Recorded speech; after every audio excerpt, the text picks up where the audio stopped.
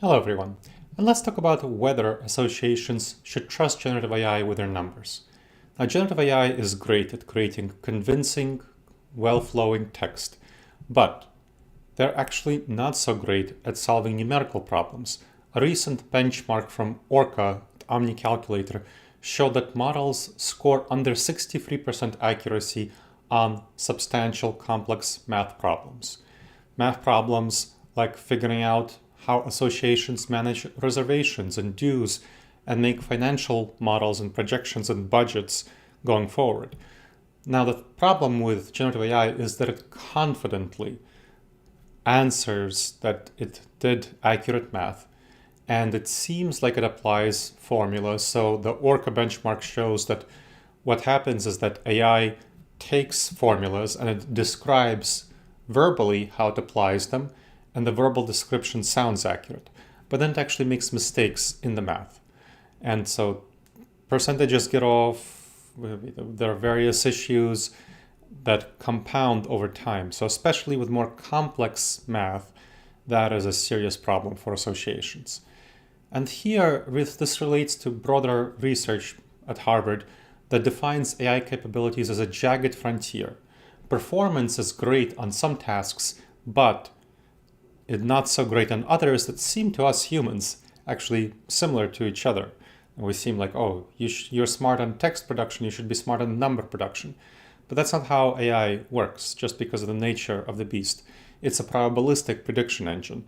It's fine when you predict one word that can be replaced by another word or a similar word or a parallel word, like similar, parallel, analogous, and so on. But in math, things don't work that way. You can't just replace one number by another that's probabilistically going to be similar to it. Numbers are very specific. LLMs predict text tokens rather than executing rigid maths. And people who are not trained on this, that's why you really need training, that's a recipe for being confidently wrong. You want to have a risk management framework for your association and be aware that bodies that set standards like NIST do warn about risk management frameworks. So I'll tell you about a governance strategy I worked with implementing for a national nonprofit with about 40,000 members. We audited how staff and chapters use generative AI for operations, and we designed workflows to make sure that they use only deterministic tools for all math and double-check math output that comes from generative AI when it does come from generative AI. We train chapter volunteers to verify AI drafts with clear data and check them, double-check those numbers. We established clear rules for human verification, and that reduced financial risks while maintaining operational efficiency. So, when you use AI, you want to pair generative AI tools with deterministic tools that are much less intelligent, but they actually are designed to do math, to make sure that you get the right answers. Use generative AI for drafting policy briefs and session descriptions, of course. Use them for drafting the textual part of the budget plan and all of your reports and dues and so on. That's great.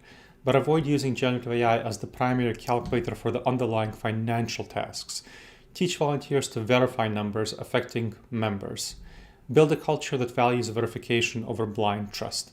And protect finances by keeping humans in the loop between AI models and financial decisions. I hope you enjoyed this episode of the Future Forward Association Show. Please make sure to subscribe wherever you checked out the show and leave a review. It helps other people discover the show and helps us improve the show.